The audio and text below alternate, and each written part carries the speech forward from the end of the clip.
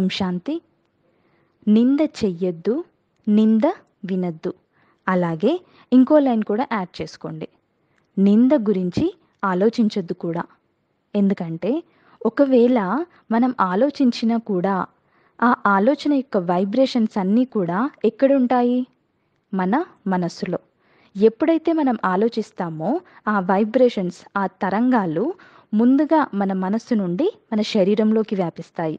అదేవిధంగా మన ఎదుటి ఉన్న వ్యక్తులకి కూడా అవి వ్యాపిస్తూ ఉంటాయి. కాబట్టి నిందల గురించి వినకుండా, నిందల గురించి మాట్లాడకుండా ఉండడము ఎప్పుడు సాధ్యమవుతుంది? కేవలం ఆ నిందల గురించి ఆలోచించినప్పుడు మాత్రమే ఇది సాధ్యమవుతుంది. ఒకవేళ ఆలోచిస్తే ఈరోజు కాకపోతే రేపు, రేపు కాకపోతే ఎల్లుండి, లేదా వచ్చే సంవత్సరం కానీ ఎప్పుడో ఒకప్పుడు అవి మాటల్లోకి వచ్చేస్తాయి. మన మనస్సులో చాలా విషయాలు పెట్టుకుంటాము, అనుకుంటాం కూడా ఇవి మాట్లాడకూడదు అని. కానీ ఇవన్నీ కూడా ఇక్కడ ఉంటాయి.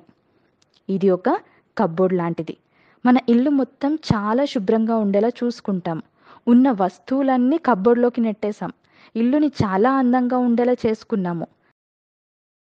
బయట వాళ్ళు ఇంటికి వచ్చినప్పుడు చూడగానే అబ్బా ఇల్లు ఎంత బాగుంది, ఎంత అందంగా పెట్టుకున్నారు అని అనుకుంటారు. కానీ పొరపాటున కప్బోర్డ్ తెరిస్తే మొత్తం తెరవాల్సిన అవసరం కూడా లేదు. జస్ట్ ఇలా టచ్ చేసినా కూడా కప్బోర్డ్లో ఉన్న వస్తువులన్నీ కింద పడిపోతాయి. మన లైఫ్లో జరిగేది కూడా ఇదే. మనం అందరితో మంచిగా ఉంటాము, మంచిగా ప్రవర్తిస్తాము, మంచిగా మాట్లాడతాం కూడా.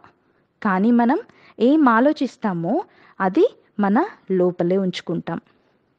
సపోజ్ ఒకరోజు వాళ్ళు మనతో చెప్పాల్సి వస్తే మనలో ఉన్న ఆలోచనలన్నీ కూడా ఒక ట్రిగ్గర్ లాగా అయిపోతాయి. ఒక సింపుల్ ఎగ్జాంపుల్ చూద్దాము. మీకు ఎదుటి వాళ్ళు వేసుకున్న డ్రెస్ నచ్చలేదు, కానీ వాళ్ళు ఎలా ఉంది అని అడిగినప్పుడు చాలా బాగుంది, ఈ డ్రెస్లో మీరు చాలా అందంగా ఉన్నారు అని అంటాం. కానీ మనస్సులో వీళ్ళకి డ్రెస్ అస్సలు బాలేదు, చాలా హారిబుల్గా కనిపిస్తున్నారు అని అనుకుంటాం. ఇక్కడ ఏం చేస్తున్నాం? నింద గురించి మాట్లాడట్లేదు, కానీ నింద గురించి మనసులో ఆలోచిస్తున్నాం. ఇలా మనం లోపల ఆలోచిస్తున్నది అంతా కూడా మనస్సులో పోగిపోతుంది, నిండిపోతుంది. ఆమె బాలేదు, ఆమె డ్రెస్ బాలేదు, కానీ బయటకు చెప్పట్లేదు. కానీ ఒకరోజు వాళ్ళే అన్నప్పుడు నీ చీర ఎలా ఉంది, అసలు ఈ వైట్ శారీ ఎలా కట్టుకోవాలనిపిస్తుంది, అస్సలు బాలేదు ఈ వైట్ శారీ, మీకు ఈ చీర మీకు అస్సలు సెట్ అవ్వట్లేదు అని ఎదుటి వాళ్ళు మనల్ని అన్నప్పుడు ఆ ఒక్క లైన్, ఈ ఒక్క లైన్ ట్రిగ్గర్ లాగా అయిపోతుంది.